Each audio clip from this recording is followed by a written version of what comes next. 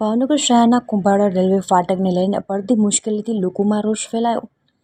શહેરના કુંભાળા વિસ્તારમાં મોટી સંખ્યામાં શ્રમિક અને મધ્યમ વર્ગના લોકો વસવાટ કરે છે, જેમાં મોટાભાગના લોકો કામ ધંધા કે અન્ય કામકાજ અર્થે બજાર અથવા તો સિટી તરફ જવા માટે કુંભાળા રેલવે ફાટક ક્રોસ કરીને જવું પડે છે।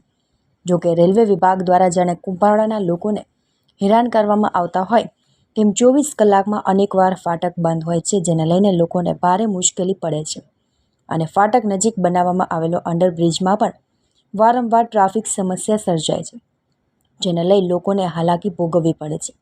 તેવામાં 108 કે ફાયર જેવા ઇમરજન્સી વાહનોને પણ કલાકો સુધી રાહ જોવી પડે છે। ત્યારે લોકોમાં રોષ ફેલાયો હતો અને આ અંગે યોગ્ય કાર્યવાહી કરવાની માંગ કરી હતી।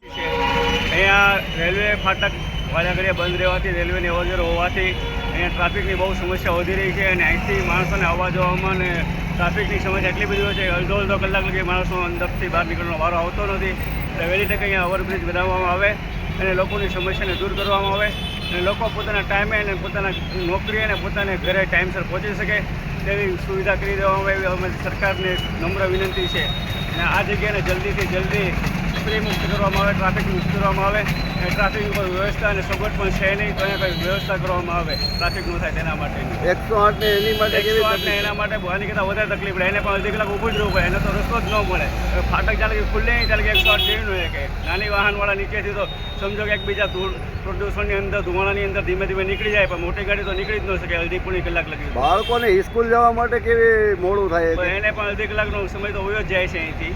બરાબર ને આ માટે સરકાર તમારી માંગ કેવી છે? અમારી માંગ એવી છે કે સરકાર એવી રીતે અહીંયા આ સમસ્યાને દૂર કરે અને પબ્લિકની રાહત મળે એવું આયોજન કરે। બ્રિજની જરૂર છે? બ્રિજની ફૂલ જરૂર જ છે। મારું નામ ડૉક્ટર અબ્દુલ રજાક શેખ છે, કુંભારવાડાનો રહેવાસી છું। હા, શું સમસ્યા છે? સમસ્યા તો આ ફાટકની જ છે ને વર્ષોથી, તમને લોકોને પત્રકારોને નથી દેખાતું? હા, આખી દરેક જણાને ખબર છે, મ્યુનિસિપાલિટીને ખબર છે કે કમિશનર કે ગમે એ હોય અધિકારીને ખબર નથી પડતી કે આ ફાટકમાં રોજ 24 કલાકમાં 48 વાર બંધ થાય છે। ગમે ત્યારે આવો ત્યારે બંધ થાય છે। તમારા નસીબ સારા હોય, સવારે તમે જાગો ને કોઈનું મોઢું સારું જોયું હોય તો જ તમને ફાટક ખુલ્લું દેખાય, અદરવાઇઝ 24 કલાક બંધ ને બંધ જ હોય। તમે અત્યારે પરિસ્થિતિ જોઈ લો, કેવી પરિસ્થિતિ છે જોઈ લો। અહીંયા મારે બોલવાની જરૂર નથી, તમે ત્યાં ખાલી જુઓ છો ને। તમારે સ્કૂલમાં બાળકોને કઈ રીતે મોડું થાય છે? કઈ રીતે? અરે સ્કૂલ જ્ઞાન મંજરી મારો છોકરો જ્ઞાન મંજરીમાં ભણે છે, બરાબર? જ્ઞાન મંજરીની બસ અહીંયા નથી આવતી, એમ કે તમને ફાટક નડે છે, એમને ફાટક કલાક બંધ થાય તો અમારે કઈને સાંભળવું પડે, અહીંયા બસ નથી। હવે મારે એજ્યુકેશન નહીં લેવાનું, સારું એજ્યુકેશન નહીં લેવાનું। 108 માટે 100 અરે એ પૂછવાનું જ નહીં, 108 હવે ફરી જ જાય છે, અહીંયા આવતી જ નથી બીકના મારે કે ફાટક બંધ હશે। 108 નીકળી નથી શકતી, એવું તો કામકાજ આ લોકો બુદ્ધિહીન વગરના લોકોએ કરેલું છે। શું કરવાનું? આપની માંગ કેવી છે? અરે માંગ હવે કરીને શું કરશું? કાંઈ આ બધા પેઢી ગયેલા છે, કાંઈ સાંભળતા નથી।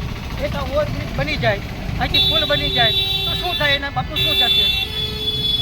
એને કોઈથી ચાલવાનું નથી, ચાલવાનું તો મારે લોકોને જ છે।